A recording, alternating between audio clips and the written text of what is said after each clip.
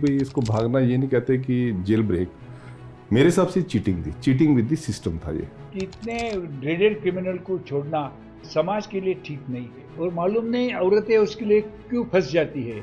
साल 1986 महीना मार्च, दिल्ली के 271 एकड़ में फैली तिहाड़ जेल में बंद कुछ कैदियों ने देखा कि एक कोने में एक बिल्ली बेहोश पड़ी है। उस रास्ते से गुजरने वाले किसी कर्मचारी की उस पर नजर पड़ी तो उसने उसकी देखभाल की और कुछ दिनों में बिल्ली बिल्कुल ठीक होकर चलने फिरने लगी। इस बात पर तो शुरू में किसी ने उतना ध्यान नहीं दिया, बट जब 16 मार्च 1986 को द सरपेट और बिकनी किलर के नाम से मशहूर अपराधी चार्ल्स सोभराज तिहाड़ जेल से फरार हुआ, तब पूरे जेल को बिल्ली के बेहोश होने का माजरा समझ आया। चार्ल्स गुरमुख सोभराज होतचंद भवानी, इस नाम की शुरुआत 6 अप्रैल 1944 से होती है। सोभराज के पिता सिंधी हिंदुस्तानी थे जिन्होंने वियतनाम के साइगोन शहर, जिसे आज हो ची मी के नाम से जाना जाता है, वहां पर एक दुकान खोली। चार्ल्स के पिता दुकान में काम करने वाली असिस्टेंट के साथ रिलेशन में आ जाते हैं और उसी लेडी से चार्ल्स का जन्म होता है। लेकिन कुछ सालों बाद चार्ल्स के पिता उन्हें फ्रांस छोड़कर वापस इंडिया आ जाते हैं, जिसके बाद चार्ल्स की मां एक फ्रांसीसी आर्मी ऑपरेटिव से शादी कर लेती हैं। ऐसा माना जाता है कि चार्ल्स का बचपन अच्छा नहीं गुजरा था। 1963 में चार्ल्स फ्रांस की कैपिटल पेरिस में किसी के घर में घुसकर चोरी करता हुआ पकड़ा जाता है और पहली बार केवल 18 साल की एज में उसे जेल जाना पड़ता है। बात उतनी बड़ी नहीं थी, इसलिए इसे कुछ महीनों बाद ही जेल से रिहा कर दिया जाता है। लेकिन इन्हीं कुछ महीनों में चार्ल्स जेल में कुछ ऐसे क्रिमिनल्स के कांटेक्ट में आ जाता है कि बाहर निकलते ही वह पेरिस की बड़ी चोरियों को अंजाम देने लगता है। कुछ टाइम बाद चार्ल्स को भी सौतल कैंपेनियो नाम की लड़की से प्यार हो जाता है। चार्ल्स मस्ती बाइक पर कैंपेनियो को पार्क में ले जाकर प्रपोज करता है, लेकिन पार्क से निकलते टाइम ही चार्ल्स को पुलिस अरेस्ट कर लेती है। जिस बाइक पर चार्ल्स और कैंपेनियो पार्क गए थे वह केवल 2 दिन पहले ही चोरी की गई होती है।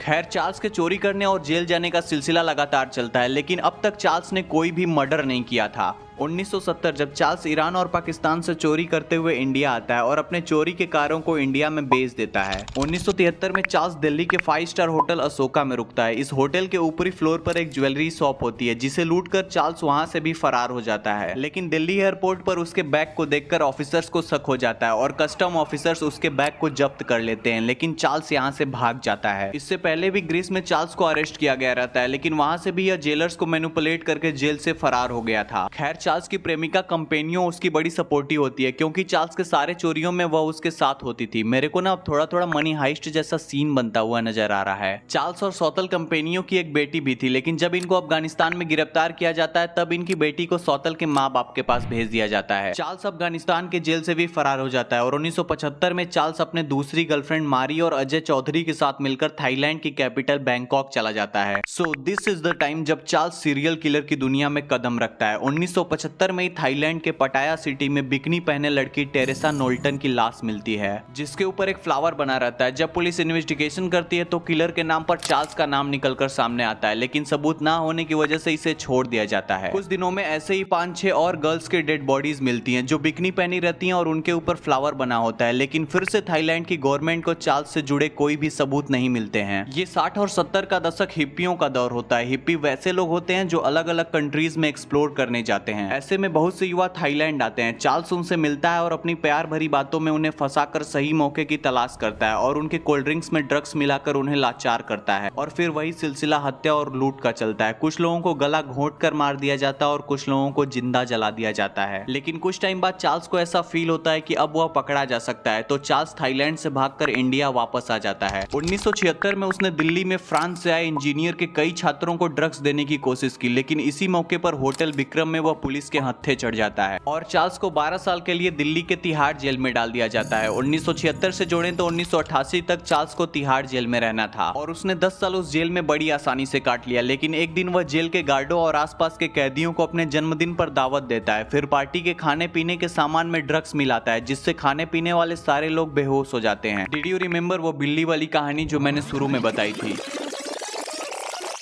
बंद कुछ कैदियों ने देखा कि एक कोने में एक बिल्ली बेहोश पड़ी है। उस रास्ते से गुजरने वाले किसी कर्मचारी की उस पर नजर पड़ी तो उसने उसकी देखभाल की और कुछ दिनों में बिल्ली बिल्कुल ठीक होकर चलने फिरने लगी। एक्चुअली खाने में मिलाए गए ड्रग्स की वजह से बिल्ली भी बेहोश हुई थी, लेकिन ये बात लोगों को तब समझ में आती है जब चार्ल्स सोभराज तिहाड़ जेल से फरार हो जाता है और गोवा में जाकर बीच पर बड़े ही आराम से घूमने फिरने और बेफिक्र होकर एंजॉय करने लगता है, जैसे उसे पकड़े जाने का डर ही ना हो। और सच में चार्ल्स को पकड़े जाने का कोई डर नहीं था, क्योंकि इन सब के पीछे चार्ल्स की एक बहुत बहुत बड़ी साइकोलॉजी थी। एक्चुअली 1986 तक थाईलैंड की सरकार भी उसके खिलाफ मर्डर के सारे सबूत इकट्ठा कर चुकी थी, लेकिन चार्ल्स इस बात को बखूबी समझता था कि अगर वह थाईलैंड की सरकार को मिला तो मर्डर केस में उसे सीधे मौत की सजा होगी। इसलिए वह जेल से भाग जाता है, जिसके बाद उसकी सजा 8 साल के लिए और बढ़ जाती है। 12 + 8 पूरे 20 साल की सजा काटकर जब वह जेल से बाहर निकलता है, तब तक थाईलैंड की सरकार भी चार्ल्स के केस को क्लोज कर दी होती है, क्योंकि थाईलैंड के रूल के अकॉर्डिंग अगर कोई अपराधी 20 साल तक नहीं पकड़ा जाता था तो उसके केस को ऑलमोस्ट क्लोज कर दिया जाता था। इस तरह से चार्ल्स थाईलैंड की सरकार से पूरी तरह से बच जाता है। 1997 से 2003 तक चार्ल्स ने कोई मर्डर नहीं किया और अपनी जिंदगी के इन 6 सालों को फ्रांस में शांति से बिताता है। 2003 में चार्ल्स नेपाल लौटता है, लेकिन मीडिया के घेरे में आने के बाद इसके पुराने केसेस को फिर से ओपन कर दिया जाता है और 2004 में नेपाल सरकार द्वारा चार्ल्स को 20 साल की सजा सुनाई जाती है। मे बी अब इस स्टोरी में आप थोड़ा बोर हो रहे होंगे, बट ट्विस्ट ये है कि 2008 में चार्ल्स 66 साल की उम्र में एक हत्या की सजा काटते हुए, इवन दूसरी हत्या का मुकदमा लड़ते हुए अपने एडवोकेट शकुंतला थापा की बेटी निहिता से शादी कर लेता है। किसी को भी आसानी से मैनिपुलेट करने की ये क्वालिटी ही चार्ल्स को इस हद तक लेकर आई थी। मीडिया से बात करते वक्त वह खुद को CIA सेंट्रल इन्वेस्टिगेशन एजेंसी का आदमी बताता है, जो तालिबान के लिए जानकारी इकट्ठा कर रहा था। चार्ल्स कहता है कि जब तक मेरे पास लोगों से बात करने का मौका है तब तक मैं उन्हें बहला फुसला सकता हूँ। नेपाल से रिलीज होने के बाद कहा जाता है कि चार्ल्स सोबराज पेरिस चला जाता है और एक ऑटोबायोग्राफी लिखता है। So this is the story of Charles Sobhraj, bikini killer. Inspiration मत बनाइएगा कि कितनी बार जेल से भाग गया, क्या हीरो आदमी था, बल्कि नसीहत बनाइएगा कि आधा से ज्यादा जिंदगी तो जेल में ही कट गई और ऐसी लाइफ का क्या ही मतलब।